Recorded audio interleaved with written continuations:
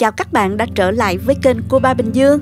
Hôm nay chúng ta sẽ cùng nhau làm mực hấp Thái. Món ăn nhìn thấy, nghe mùi thôi là đói bụng liền. Công thức sốt Thái thơm phức, chua cay vô cùng hợp và kích thích vị giác. Chỉ cần 10 phút vào bếp, bạn sẽ có ngay món ăn ngon lành cho gia đình. Món này phù hợp cho bữa ăn gia đình hay những bữa tiệc nhỏ, thêm phong phú. Nào, chúng ta cùng vào bếp ngay nha. Trước tiên mời các bạn xem qua những nguyên liệu mình cần chuẩn bị.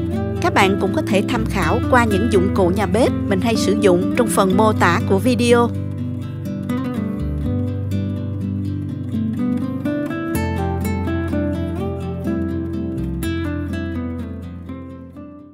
Đầu tiên mình sẽ sơ chế những nguyên liệu này nha.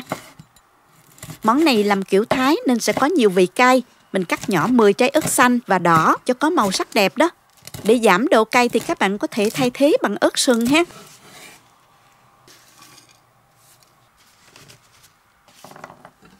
Tỏi thì mình dùng khoảng 10 tép, băm nhỏ ra như vậy.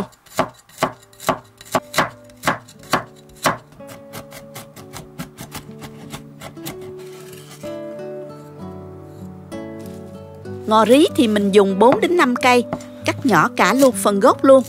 Gốc ngò rất là thơm và tạo mùi đặc trưng cho món này. Phần lá thì mình cắt to một chút nha.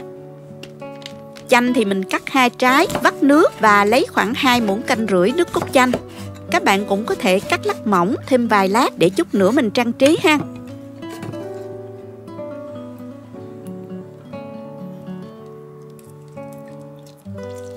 Mình dùng đường thốt nốt nè, tán nhỏ để cho đường dễ tan. Các bạn có thể thay thế đường thốt nốt bằng đường cát cũng được. Nước sốt cũng rất quan trọng để tạo nên hương vị đặc trưng cho món ăn. Bây giờ mình sẽ pha phần nước sốt Thái gồm có 35g đường thốt nốt. Mình cho thêm 2 muỗng canh nước nóng nè, 2 muỗng canh rưỡi nước cốt chanh, cho thêm 2 muỗng canh rưỡi nước mắm. Khuấy đều đến khi đường tan.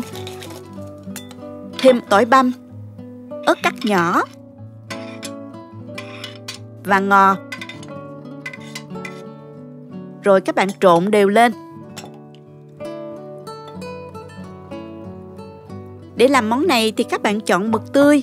Ở Việt Nam rất là dễ dàng mua được mực tươi ha. Mực ống hoặc là mực nang đều được nha.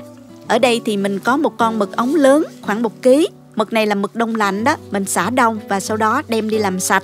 Mình đã loại bỏ mắt mực, túi mực và phần ruột mực mình cũng làm sạch luôn ha. Các bạn lưu ý là nhớ lấy răng mực ra luôn nha. Mình không lột da mực để khi hấp lên món ăn sẽ có màu sắc đẹp hơn đó các bạn. Bây giờ mình sẽ cắt mực ra. Dùng dao khía đứt cái phần thân dưới thành những khía như thế này. Cho vào đĩa và đem đi hấp trong sửng.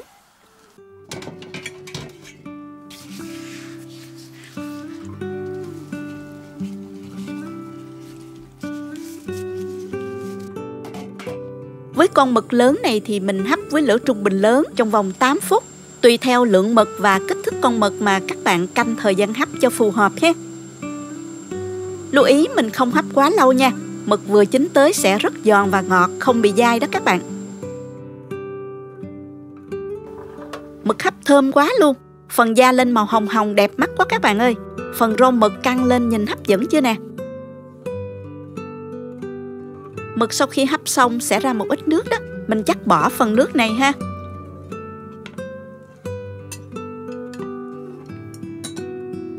Mực vừa hấp nóng xong đó, mình rưới ngay hỗn hợp này lên trên nha. Wow, thơm quá các bạn ơi. Nghe mùi chua chua cay cay của sốt Thái hòa với mùi mực hấp đói bụng quá luôn. Màu xanh đỏ nhìn hấp dẫn chưa nè. Món này các bạn có thể chuẩn bị trước bằng cách hấp chín mực và bảo quản trong tủ lạnh. Khi nào ăn thì mình quay nóng lên và rưới nước sốt lên là có thể phục vụ ngay.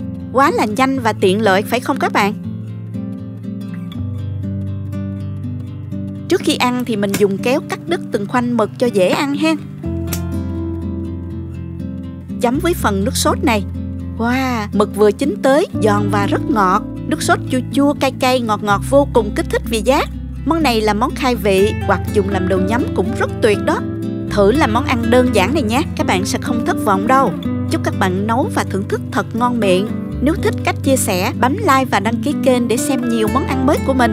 Các bạn cũng có thể truy cập website cobabinhdương.com để xem công thức nấu ăn dưới dạng bài viết. Cảm ơn các bạn đã xem hết video. Chào tạm biệt và hẹn gặp lại các bạn ở video lần sau nha.